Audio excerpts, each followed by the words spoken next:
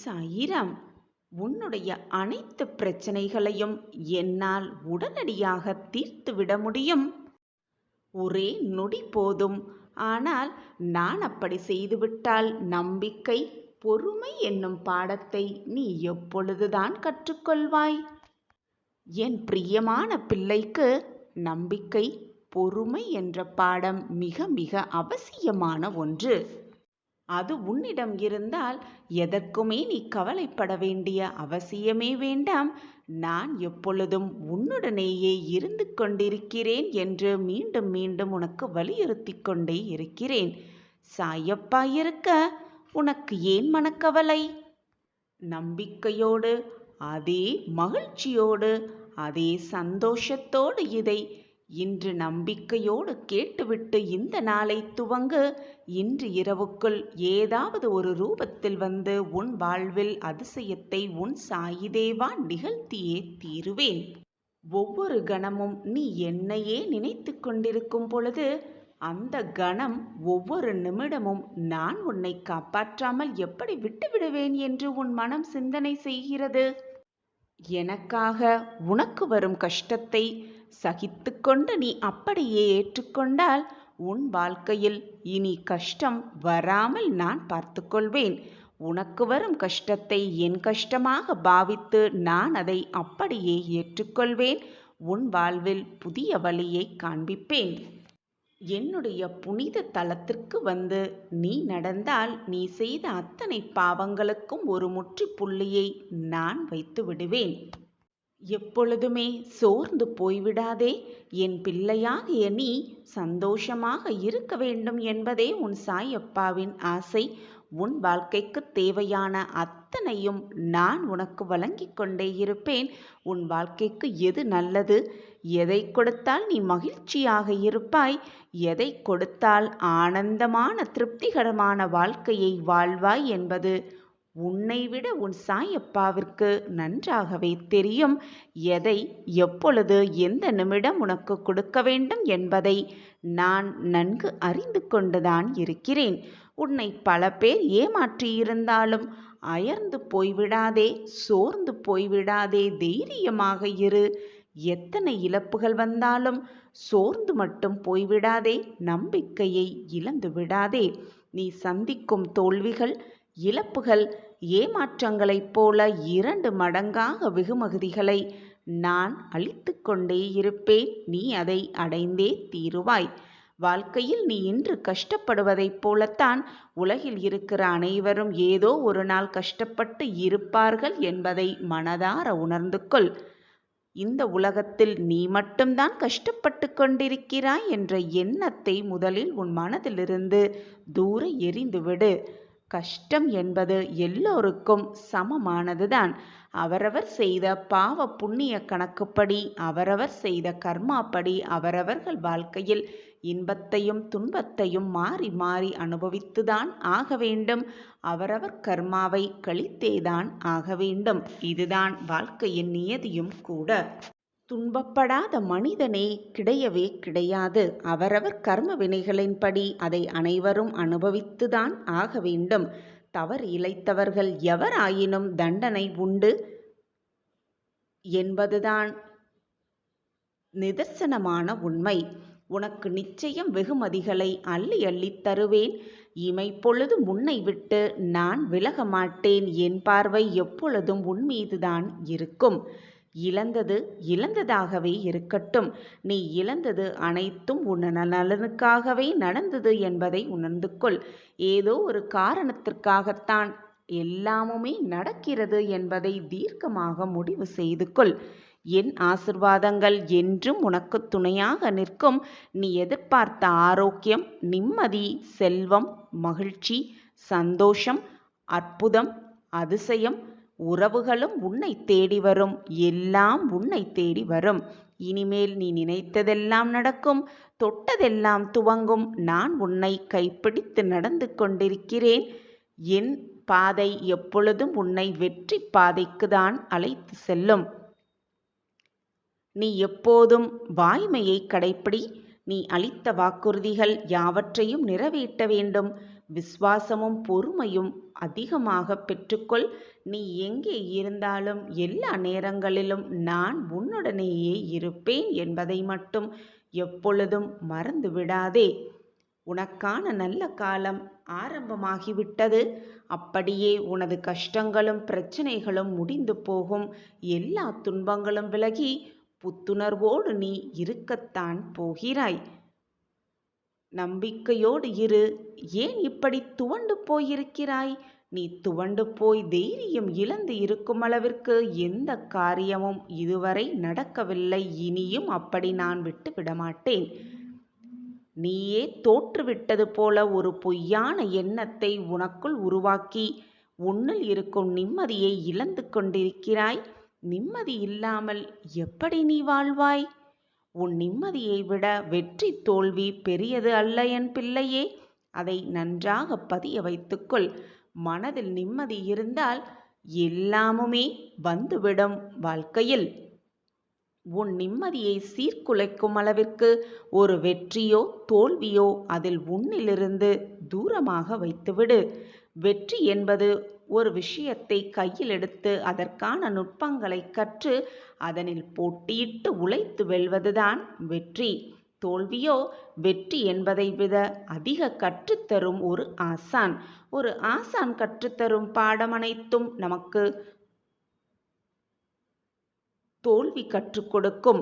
ஒரு ஆசான் கற்றுத்தரும் அனைத்தையும் ஒரே ஒரு தோல்வி கற்றுக் கொடுத்துவிடும்.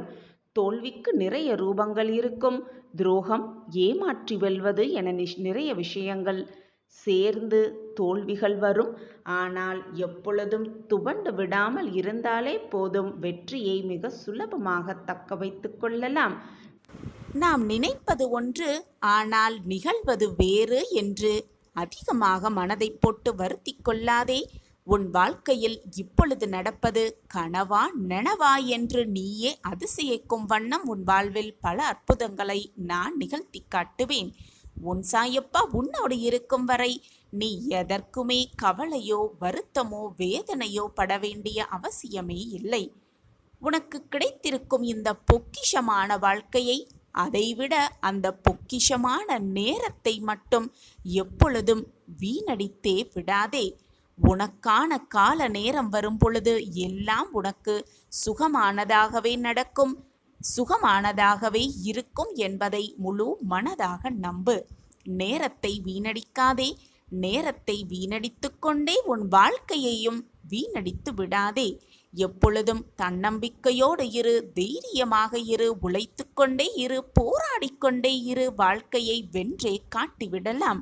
நம் வாழ்க்கை வாழ்வதற்காகவே என்பதை தீர்க்கமாக உன் மனதில் பதிய வைத்துக்கொள். அப்படி இருந்து பார், நம் வாழ்க்கையில் நடப்பது கனவா அல்லது நிஜமா என்று நீயே ஆச்சரிக்கும் வண்ணம் பல அற்புதங்கள் உன் வாழ்வில் நிகழ்ந்து கொண்டே இருக்கும். சர்வ நிச்சயமாக நிகழ்ந்து கொண்டே இருக்கும். சாயப்பா இருக்க உனக்கு ஏன் மனக்கவலை? ஜெய் சாயிராம், ஜெய் ஜெய் சாயிராம். சாயிராம் சாயிராம். ஒரு கடற்கரையில் ஒரு சிறுவன் ரொம்பவே சோகமாக உட்கார்ந்திருந்தான். நீண்ட நேரமாக அவன் சோகமாக உட்கார்ந்திருப்பதை பார்த்த ஒரு முதியவர் அவனை நெருங்கி வந்து, ஏனப்பா இப்படி சோகமாக உட்கார்ந்திருக்கிறாய் என்ற கேள்வியை எழுப்புகிறார். உடனே அந்த சிறுவன் அந்த பெரியவரை பார்த்து, நான் ரொம்ப ஏழ்மையான குடும்பத்தில் பிறந்தேன், ஏழ்மையாக வளர்ந்து கொண்டிருக்கிறேன். நான் என் வாழ்க்கையை எப்படி வாழப்போகிறேன் என்றே தெரியவில்லை. எனக்கு ஒரே குழப்பமாக இருக்கிறது. அதனால் நான் கவலையாக உட்கார்ந்திருக்கிறேன். அடுத்து என்ன செய்வதென்றே எனக்கு தெரியவில்லை என்று கவலையோடு சொல்லிவிட்டு அழத் துவங்கினான் அந்த சிறுவன். அவன் கூறுவது அனைத்தையும் கேட்ட அந்த பெரியவர், வாழ்க்கையில் மிக கஷ்டத்தோடு இருக்காதே, கவலையோடு இருக்காதே. என்னிடம் நிறைய பொற்காசுகள் இருக்கிறது. அதை தினமும் நான் உனக்கு சரிசமமாக 24 தங்க காசுகளை தருகிறேன். தினமும் அதை காலையில் இங்கே வந்து என்னிடம் வாங்கிவிட்டு உன்னுடைய கஷ்டத்தையும் உன் வாழ்க்கை கஷ்டத்தையும் உன் குடும்ப கஷ்டத்தையும் தீர்த்துக்கொள் என்று கூறுகிறார் அந்த பெரியவர் அந்த சிறுவனை பார்த்து.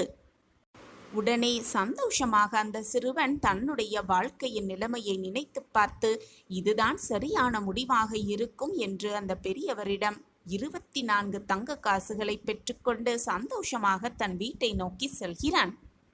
அந்த 24 தங்க காசுகளை எடுத்துக்கொண்டு வீட்டிற்கு செல்லும் வழியில் அவன் கண்களில் என்னென்ன தென்படுகிறதோ அனைத்தையும் பார்த்து வாங்கிக் கொள்கிறான். என்னென்ன உணவு தென்படுகிறதோ அனைத்தையும் பார்த்து வாங்கி ருசித்தும் பார்க்கிறான். அது மட்டுமல்லாமல் தான் விளையாடுவதற்கு என்னென்ன பொருட்கள் அவன் கண்களுக்கு தென்படுகிறதோ அனைத்தையும் வாங்கி சந்தோஷமாக விளையாடுகிறான். வீட்டிற்கு போவதற்கு முன்பாக அந்த 24 தங்க காசுகளையும் செலவழித்துவிட்டு வீட்டிற்கு செல்கிறான் அந்த சிறுவன். மறுநாளும் அதே கடற்கரைக்கு செல்கிறான் அந்த சிறுவன். அந்த பெரியவர் அவனுக்கு அதே நாளும் 24 தங்க காசுகளை தருகிறார். அதை வாங்கிக் கொண்டு அவன் சாப்பிட இயலாத அந்த உணவுப் பொருட்களை மீண்டும் சாப்பிட்டு ருசி பார்க்கிறான். வாங்க முடியாத பொருட்களை மீண்டும் வாங்கி அழகாக சந்தோஷமாக வாழ்கிறான். பிறகு அந்த தங்க காசுகளை சிலவற்றை பயன்படுத்தி தன்னுடைய குடும்பத்திற்காகவும் தன்னுடைய அம்மாவிற்கும் தேவையான பொருட்களை வாங்கி கொண்டு வீட்டிற்கு செல்கிறான்.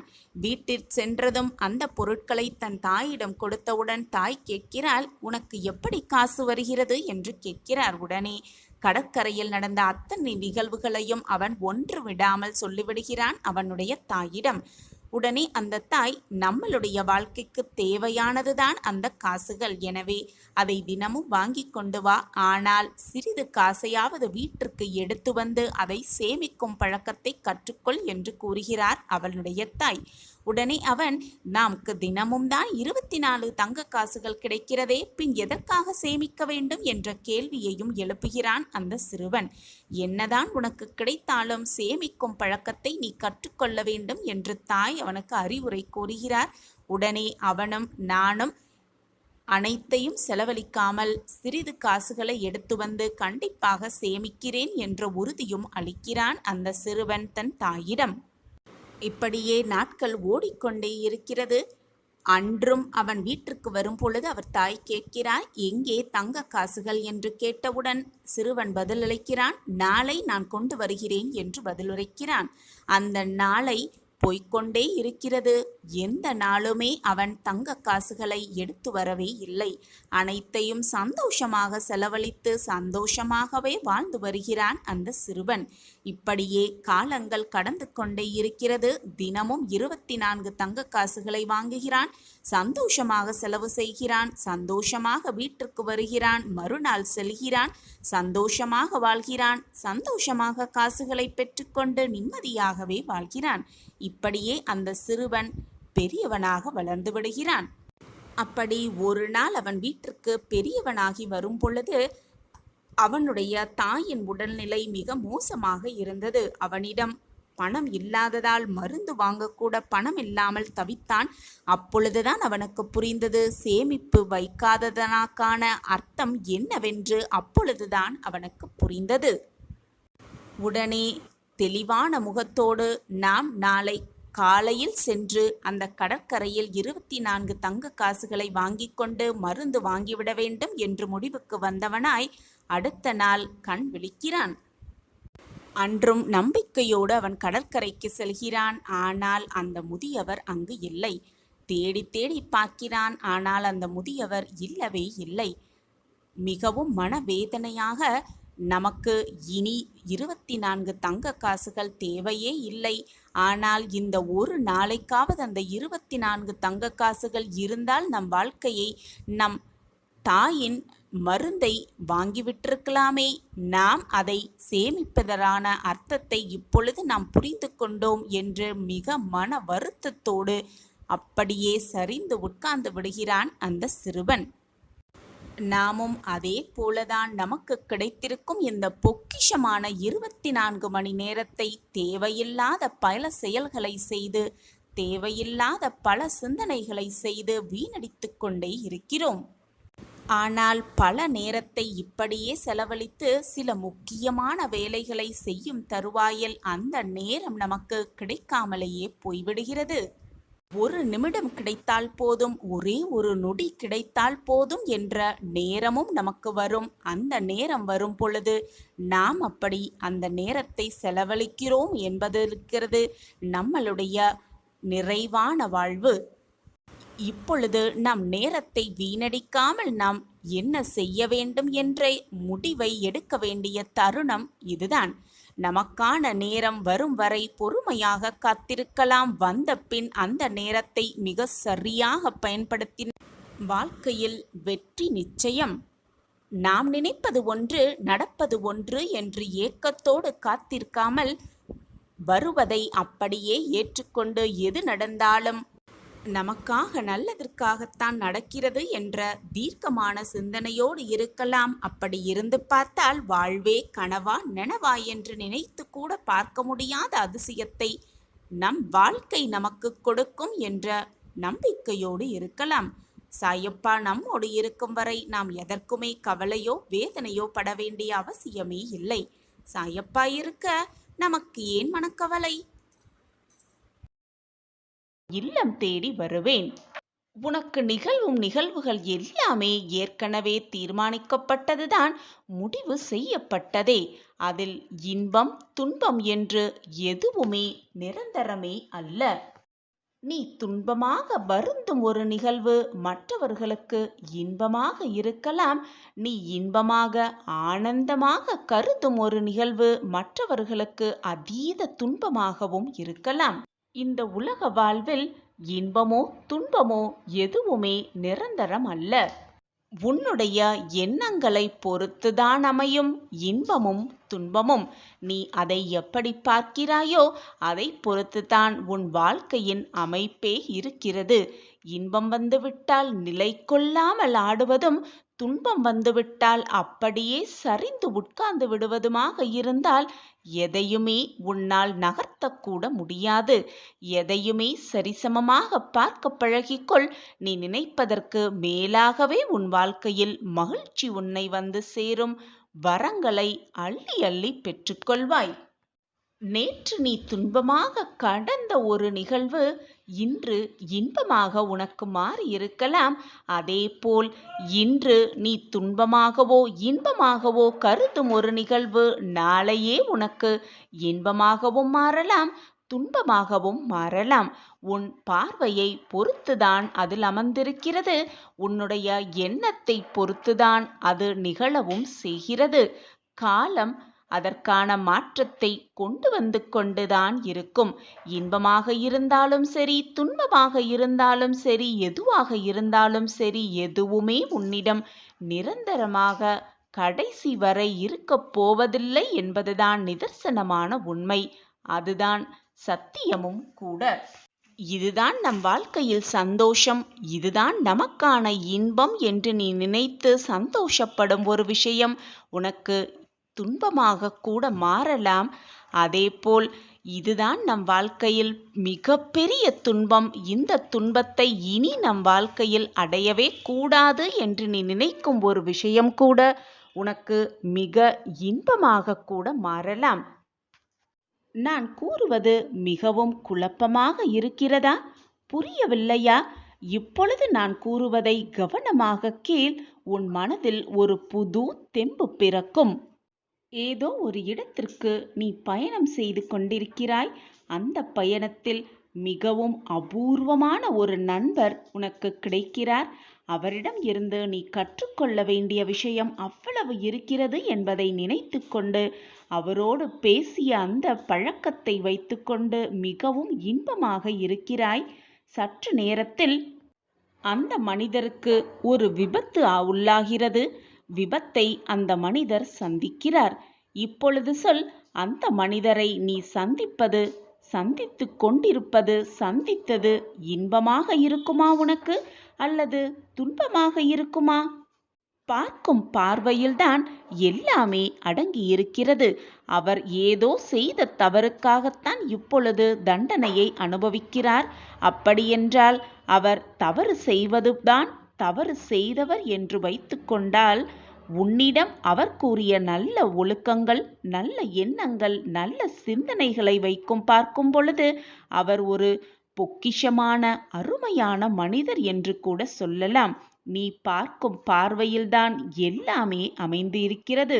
நீ சந்தோஷத்தை சந்தோஷமாக எடுத்துக்கொண்டால் அது மிக ஆனந்தமாகவே இருக்கும். துன்பத்தை துன்பம் வந்துவிட்டதே என்று சலித்து உட்காராமல் அதையும் எதிர்த்து நின்று போராட கற்றுக்கொண்டால் உனக்கு வந்த துன்பம் கூட மகிழ்ச்சியாக மாறும். இதுதான் வாழ்க்கையின் ரகசியமும் கூட. உன்னுடைய வாழ்க்கையில் நடந்தது, நடந்து கொண்டிருப்பது, நடக்கப் போவது எதில் உண்மை, எதில் பொய் அமைந்திருக்கிறது, எதுவெல்லாம் மாயை என்று யாராலும் அறிந்து கொள்ளவே முடியாது, புரிந்து கொள்ளவும் முடியாது. ஏனென்றால் இந்த உலகமே ஒரு மாயைதான். எதுவுமே இங்கு நிரந்தரமல்ல. உலகத்தில் எதுவுமே நிலையானதும் அல்ல.